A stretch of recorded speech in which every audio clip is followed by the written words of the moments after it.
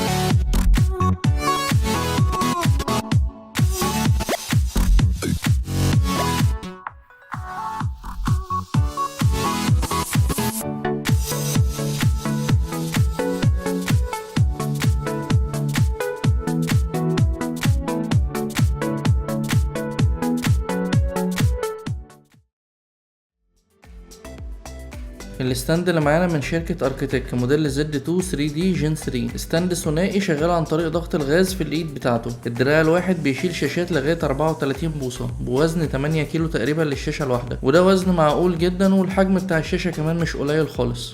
معانا في الستاند 4 وصلات USB 3.2 سوبر سبيد، ودي حاجة مميزة جدا، بتوفر لك مكان USB اضافي قريب من ايدك. السرعة بتاعته عالية وهتقدر توصل عليه الهاردات الاكسترنال كمان. الستاند متصنع من خامات ممتازة، خليط بين الحديد وسبائك الألمنيوم. لما تمسكه هتحس انه منتج بريميوم، مش شعبي خالص ولا حتى متوسط. مفيش غلطة في الفينش من اول الشكل لغاية الربط والمسامير وثبات الستاند نفسه ومفصلاته. هتقدر تتحكم في كل الاتجاهات للشاشة بتاعتك، وهيقدم لك اريحية في الحركة.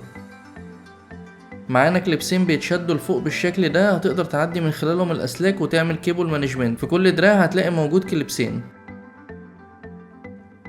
تركيب الستاند سهل جدا، وهتلاقي فيديو على الموقع بتاع اركيتك يمشي معاك الخطوات كلها. وعندك اوبشن تركبه زي ما هو كده من خلال قفل المسمار ده على الترابيزه بتاعتك، ودي الطريقه الافضل في رايي. وممكن كمان تفك جزء من القاعده بتاعته وتركبه من خلال القطعه الاضافيه دي. هتلاقي خرم في الترابيزه بتاعتك نفسها، ودي طريقه تانية تقدر تركبه من خلالها زي ما واضح قدامكم كده. الستاند بيجي بضمان لمدة 6 سنين من اركيتك، ودي مدة كبيرة جدا بتعبر عن الثقة المتناهية في الجودة. سعر الستاند $128، يعني حوالي 3500 جنيه، ومتوقع تغير في الاسعار حسب ظروف العملة في كل بلد.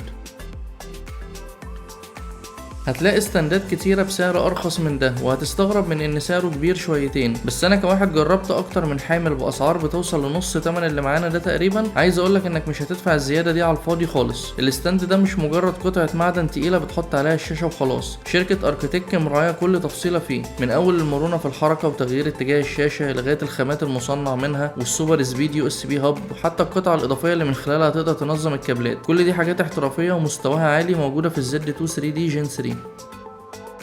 لو انت عايز مجرد ستاند حديد يكون تقيل شوية ويرفع لك الشاشة، يبقى الستاند ده مش ليك. هتلاقي حاجات كتير رخيصة تأدي الغرض، لكن الستاند ده موجه لفئة معينة هتفهم وهتقدر كل امكانياته، خصوصا كمان ان شكله شيك جدا، وهيعتبر قطعة هتكمل لك الديكور بتاعك. في بعض الشاشات هتلاقيها مدعومة مع الستاند ده، وبعض الشاشات هتلاقيها مش مدعومة، بس بنسبة 90% هتلاقي شاشتك فيه. يعني حاجات قليلة قوي هي اللي مش مدعومة على الحجم بتاع الدراع بتاعه اللي بيتربط بمسامير. التعليق الوحيد ان السعر عالي شوية علينا كمصريين، لكنه بالسعر العالمي يعني يعتبر متوسط مش عالي قوي.